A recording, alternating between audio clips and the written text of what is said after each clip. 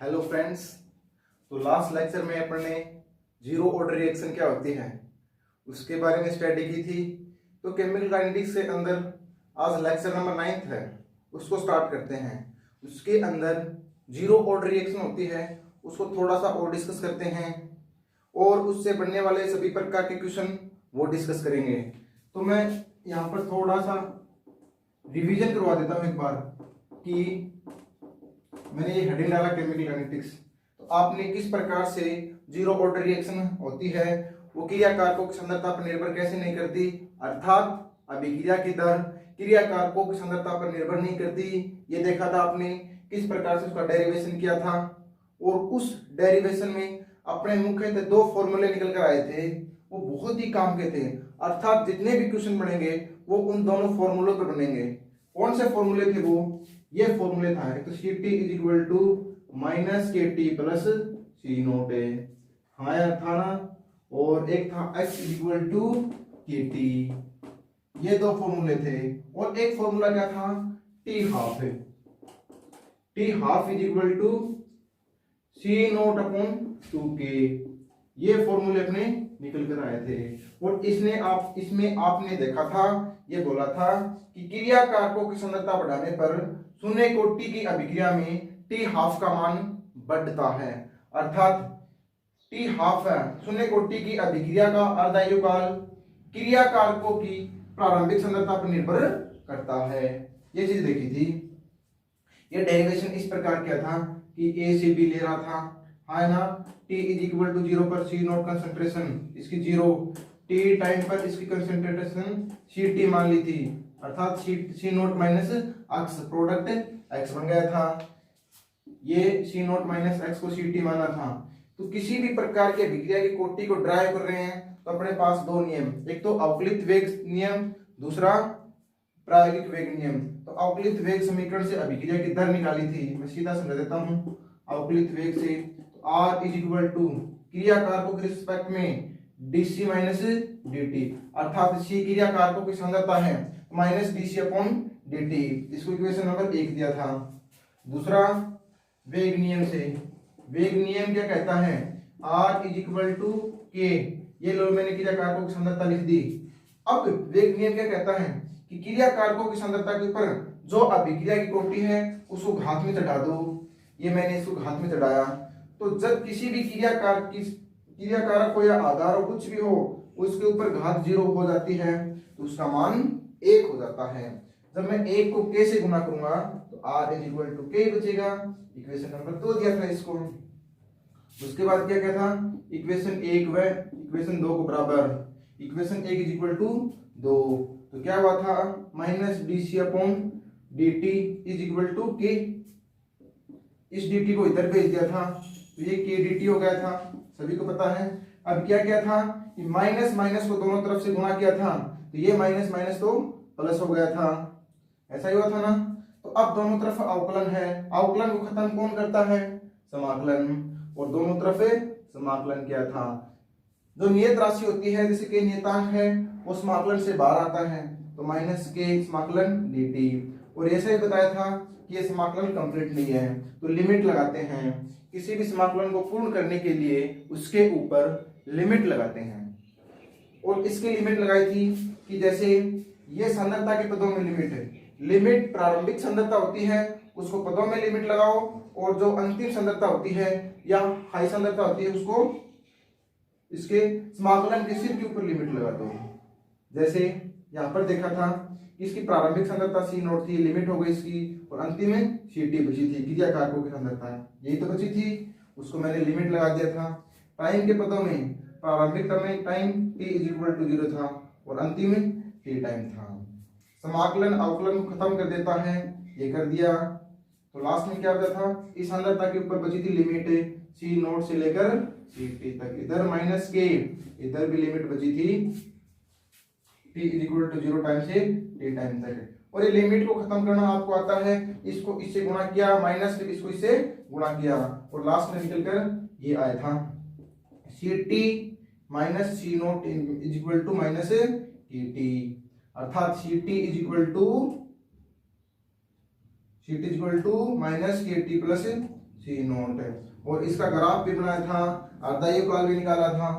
x is equal to के T कैसे आया था, ये इक्वेशन भी आ गई थी। इसको थोड़ा सा मैं बताऊं तो ये इस प्रकार आया था, आपको पता है। अब क्या करते हैं, पैटर्न वही है, सेम यही अभिक्रिया है।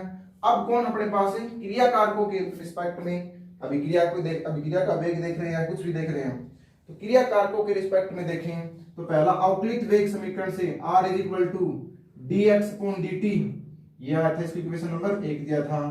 दूसरा अवकलित सीधा एक नाम लिखता हूं छोटा सा, और दूसरा प्रायोगिक वेग नियम से r is equal to k into x की पावर 0।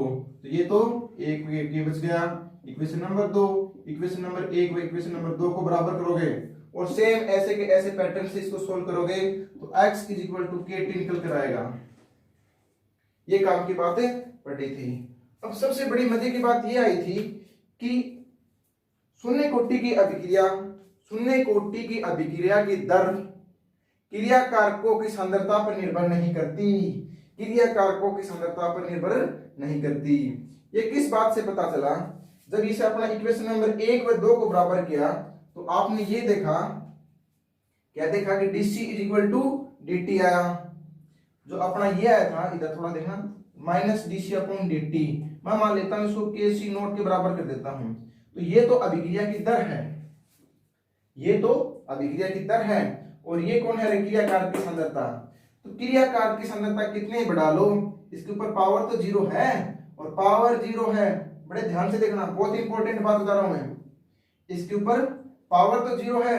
अब पावर 0 होने पर क्रिया कारक की सांद्रता कितनी बढ़ा लो, पावर 0 होने पर इसका मान तो 1 होगा, इसका मान 1 है। तो अब कितनी बढ़ा लो, ये तो 1 ही रहनी है, तो इससे इसके ऊपर कोई भी प्रभाव नहीं पड़ेगा। जब ये बढ़ती तो मैं मानता ये बढ़ता, अब इसको बढ़ाओगे ये तो 1 ही रहनी है, इसके ऊपर घात 0 होने के कारण। ये कल देखा था।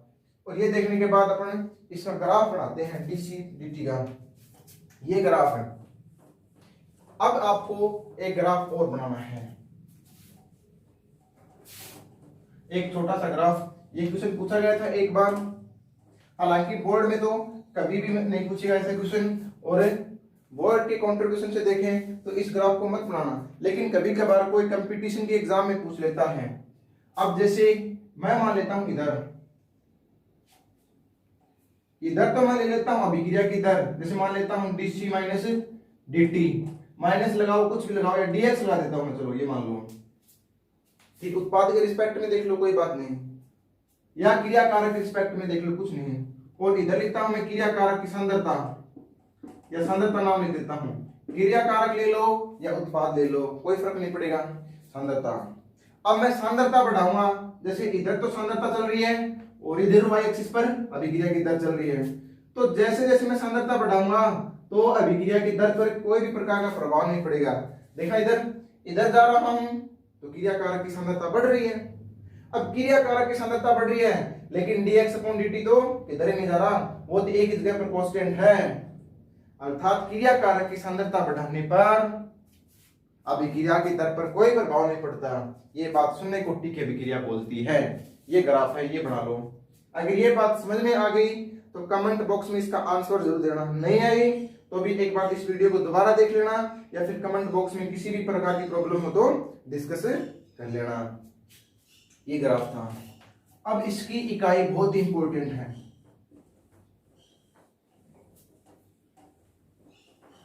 तो इकाई क्या थी, इकाई लास्ट लेक्चर मतलब पिछले लेक्चरों में देखी थी, वहां से अगर किसी को इकाई निकालनी नहीं आए तो आप लेक्चर नंबर 3 में जाकर फिर से एक बार वीडियो को देख लेना। तो उसमें क्या देखा था, के नोट अर्थात वेग नियतांक इकाई मोल लेटर इनवर्स टाइम इनवर्स। कभी कभार क्वेश्चन में कुछ भी जानकारी नहीं देता और ये इकाई दे देता है, ये इकाई दे दी तो अपने को मान लेना कि वो शून्य कोटि की अभिक्रिया है, शून्य कोटि की अभिक्रिया के लिए इकाई। ये बात और नोट कर लो साथ में। अर्धायु काल अपना आई गया था, कैसे निकाला था, चलो वो मैं बता देता हूं कि ये अपना फॉर्मूला था, Ct is equal to minus के टी प्लस सी नोट। इस के टी को इधर ले गया तो सी नोट इज इक्वल टू के टी प्लस सी टी। अर्धायुकाल क्या होता है कि वह समय जहां पर वियोजित होने वाले क्रिया कारकों की सांद्रता प्रारंभिक क्रिया कारकों की सांद्रता की आधी हो, अर्थात आधे क्रिया कारक तो टूट गए और आधे बच गए।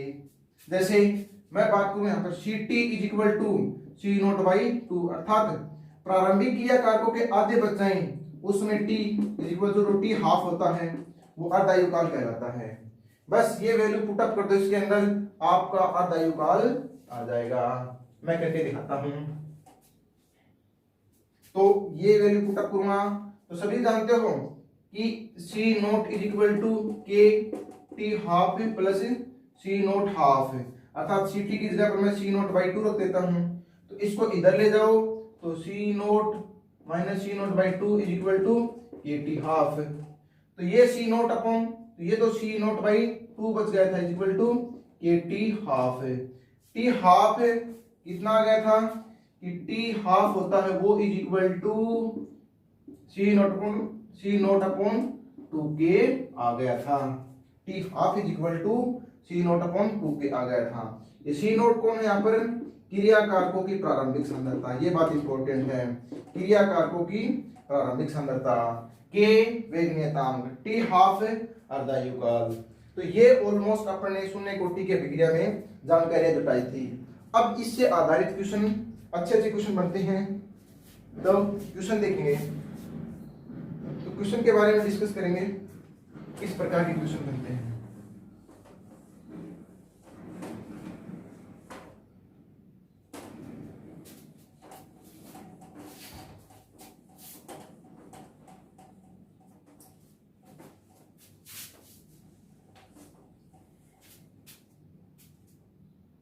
हाँ, क्वेश्चन लिखो।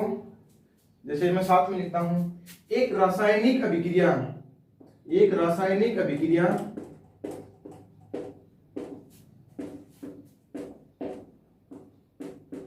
जिसमें क्रिया कारक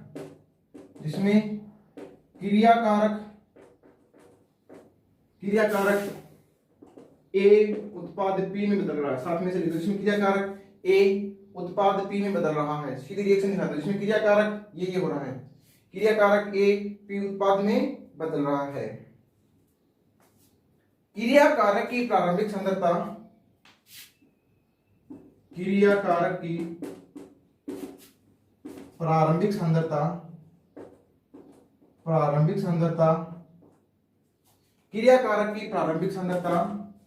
2m है।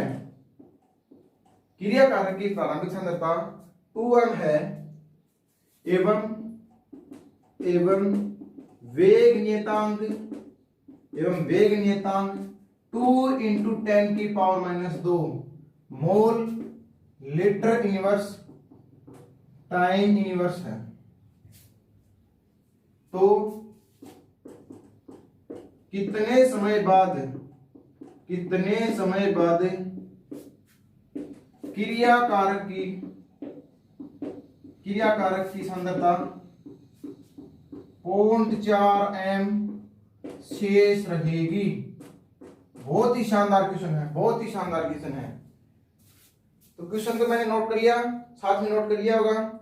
अब सबसे इंपॉर्टेंट बात है, अब मेरे को कैसे पता चलेगा कि ये शून्य कोटि की अभिक्रिया है या प्रथम कोटि की अभिक्रिया है? इसमें ऐसा तो बोला नहीं कि शून्य कोटि की या प्रथम कोटि की। इसके लिए आपको वेग नियतांक जो के की वैल्यू दे रखी है उसकी इकाई पर जाओ। इकाई देखो क्या है, mole litre inverse time inverse. ऐसा तो शून्य कोटि की अभिक्रिया में हुआ था, तो अपने को पता चल गया ये शून्य कोटि की अभिक्रिया है। अब सॉल्यूशन लिखते हैं इसका। जैसे ये कोई रिएक्शन हो रही है ए से B, T is equal to 0 पर इसकी कंसंट्रेशन मैं मान लेता हूं 2m है, अर्थात प्रारंभिक सांद्रता तो 2m है। तो T इज इक्वल टू 0 पर उत्पाद कितना बचा रे? 0। अब अपने को वह टाइम ज्ञात करना है कि वह टाइम कितना होगा जहां पर इसकी सांद्रता कितनी बचे? 0.4। इंपॉर्टेंट बात, कितनी सांद्रता बतानी है? 0.4। तो जब 0.4 बचेगी तो उत्पाद कितना बढ़ जाएगा? 1.6। तो मैं बात करूं यहां पर सी टी की वैल्यू 0.4, सी नोट की वैल्यू 2m, k की वैल्यू 2 इंटू 10 की पावर माइनस 2। और क्या जानकारी दे रखी है, t अपने को ज्ञात करना है, t ज्ञात करना है। तो सीधा सीधा फॉर्मूला है कि C T is equal to minus के टी प्लस सी नोट। तो इस C naught is equal to ये टी प्लस सी नोट लिख देता हूं। बस इस फॉर्मूले में वैल्यू पुट अप कर दो और टी की वैल्यू अपने पास आ जाएगी। सी टी कितना है 0.4, ये लो 0.4 इज इक्वल टू के 2 गुणा में 10 की पावर माइनस 2 प्लस सी नोट कितना है, मैं 2 कर देता हूं, एम एम मानता हूं। अब मैं क्या करता हूं, इस 2 को इधर ले जाता हूं, इनटू टी तो लिखा है नहीं, इस 2 को इधर ले जाता हूं तो ये क्या हो जाएगा रे, 2 minus 0.4 is equal to 2 into 10 की पावर माइनस 2 इंटू टी। तो अब सीधा सीधा करना है आपको, टी की value T is equal to, अब 2 में से माइनस 0.4 गए, तो 2 में से मैं 0.4 घटाऊंगा तो 1.6 बच गया, अपॉन 2 इंटू 10 की पावर माइनस 2, ये टी की वैल्यू अपने पास आ गई। अब इस 10 की पावर माइनस 2 को ऊपर ले जाओगे तो प्लस में आ जाएगी, और जब ये प्लस में आएगी तो 1.6 इंटू 10 की पावर 2 हो जाएगी, और नीचे 2, अर्थात ये 10 की पावर 2 है तो इसको मैं 100 भी लिख सकता हूं, और इसको 100 लिखूंगा तो 160 बटे 2 हो जाएगा, और टी आएगा वो कितना आएगा 80 मिनट है। ये लो आपका आंसर। अब कोई भी क्वेश्चन सोल्व करो, अगर हर एक चीज की जानकारी समझी तो बहुत आसान क्वेश्चन है, वैसे रट्टा मारे तो टफ है। पहले देखो जानकारी किस किस की दे रखी है, सी टी की वैल्यू भी दे रखी है, सी नोट की भी दे रखी है, के की वैल्यू दे रखी है। बस फॉर्मूला पुट अप करो और फॉर्मूले को इस फॉर्म में ले आओ और वह सोल्व कर दो, ये आपका आंसर आ गया। ये उतार लो, उतार लिया होगा। नेक्स्ट क्वेश्चन लिखो, शून्य कोटि की अभिक्रिया के लिए निम्न का मान ज्ञात करो। शून्य कोटि की अभिक्रिया के लिए निम्न का मान ज्ञात करो। निम्न का मान ज्ञात करो। अब तो क्वेश्चन में बोल दिया कि शून्य कोटि के लिए अभिक्रिया है, निम्न का मान ज्ञात करो। अब इसमें पहला क्वेश्चन क्या है कि 40% अभिक्रिया पूर्ण होने में कितना समय लगेगा। क्वेश्चन क्या है पहला, 40% अभिक्रिया पूर्ण होने में कितना समय लगेगा, कितना समय लगेगा। तो ऐसे क्वेश्चन पूछ ले तो कैसे सोल्व करोगे, तो आपको करना क्या है, सर्वप्रथम ये देखो 40% अभिक्रिया पूर्ण करनी है, 40% अभिक्रिया पूर्ण हो रही है, अर्थात 40% उत्पाद का निर्माण हो रहा है। तो क्रियाकारक कितने बच गए 60%, क्रियाकारक कितने बच गए 60%। इस प्रकार बोल दिया, अर्थात उत्पाद कितना बना रहे, उत्पाद 40, मैं 40 मान लेता हूं, तो शेष क्रियाकारक कितने बचे, क्रियाकारक 60, और प्रारंभिक क्रियाकारक मैं मान लेता हूं 100 है, प्रारंभिक क्रियाकारक 100 है। अब कभी क्वेश्चन में प्रारंभिक क्रियाकारक 10 मान लेता है तो इधर 4-6 का रेशियो दे देता है, 1 माने तो 0.4-0.6 का रेशियो दे दे, 100 दे दो, 40-60 कर लो, इससे तो कोई फर्क नहीं पड़ेगा। तो अब अपने क्या करना है, बस वैल्यू पुट अप करनी है कि 40% अभिक्रिया पूर्ण होने में कितना समय लगेगा। तो उसके लिए वही सी नोट इज इक्वल टू के टी प्लस सी टी, ये लो सी नोट कितना 100, मैंने यहां पर क्या किया सी नोट 100 रख दिया, के की वैल्यू, के को अपने को के मानना है, मैं मान लेता हूं के ही है, के टाइम अपने को ज्ञात करना है सी टी। अब 40% उत्पाद बन रहे हैं, अर्थात 40% क्रियाकारक तो खपत हो चुके, बचे 60, बचे 60। मैं यहाँ पर 60 लिख देता हूँ, इस 60 को इधर भेज देता हूँ। 100 माइनस 60 इज इक्वल टू के टी। तो टी कितना हो गया बच्चों, 40 अपॉन के। ये लो आंसर आ गया। के की वैल्यू दे तो आप वैल्यू पुट अप कर दो, 2 3 4 जो भी दे, इस प्रकार से टी का मान ज्ञात कर लेंगे। इस प्रकार के क्वेश्चन में इंपॉर्टेंट ये चीज है कि कौन सा खत्म अभिक्रिया क्रियाकारक शेष बच रहा है या अभिक्रिया पूर्ण हो रही है, ये इंपॉर्टेंट है, जो अगले क्वेश्चन में अच्छे तरीके से समझ में आएगी। चलो ये एक क्वेश्चन हो गया, आंसर ये आ गया, इसका लिख लिया होगा। नेक्स्ट क्वेश्चन नंबर 2 लिखो।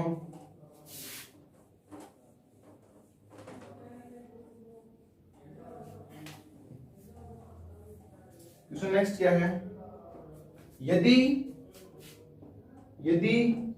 30% अभिक्रिया, यदि 30% अभिक्रिया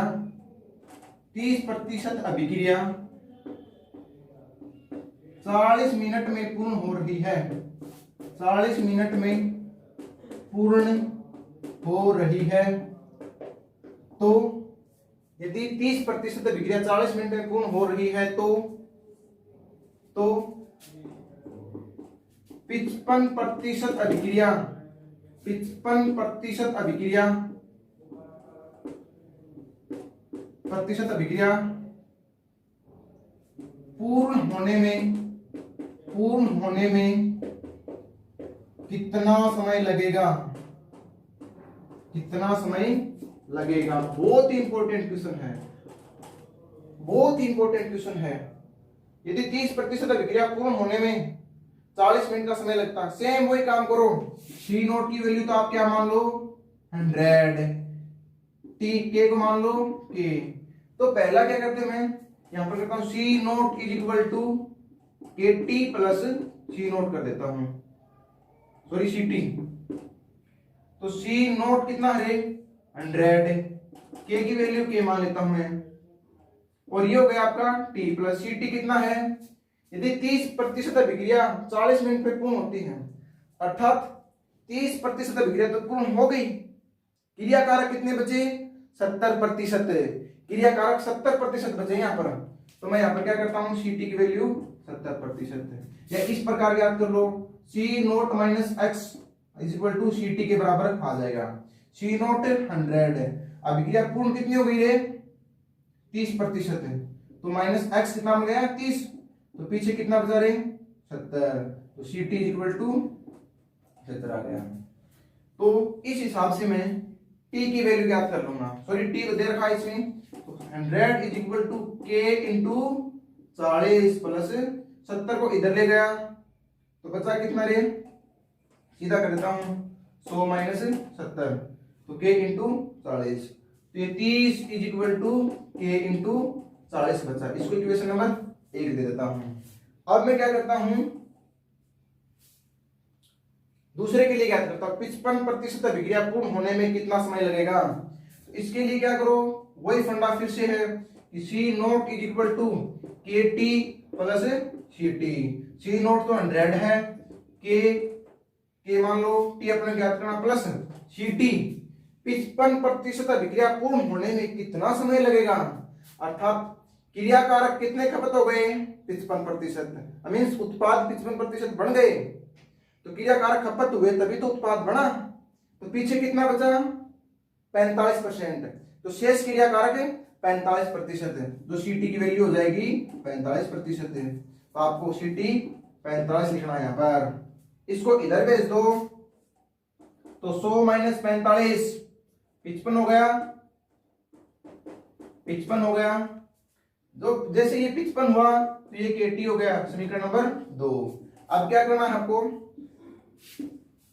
समीकरण 1/2 करने पर 30/55 is equal to K into 40 upon K T, K से के गया। अब ये 55/60, 30/55 is equal to 40 upon T. अब ये टी की वैल्यू कितनी आती है, इसका आंसर आपको निकालना है हर हाल में। मैं आपके आंसर का वेट करूंगा और मेरे को कमेंट बॉक्स में बताना है कि इसका आंसर कितना आया है। तो ये आंसर मेरे को जरूर बताना। एक इंपॉर्टेंट बात ये, अगर इस प्रकार बोल दे कि अभिक्रिया पूर्ण हो रही है अर्थात मतलब 55% क्रियाकारक शेष बच रहे हैं, ये बात भी अपन फर्स्ट ऑर्डर में जरूर पढ़ेंगे, लेकिन थोड़ा सा इंट्रोडक्शन के लिए बता दूं। अगर 55% क्रियाकारक शेष बच रहे हैं तो अभिक्रिया कितने प्रतिशत कंप्लीट हुई है? 45%। तो ऐसे क्वेश्चन में आपको उलझना नहीं है। एक छोटा सा क्वेश्चन और है, वो लिखो।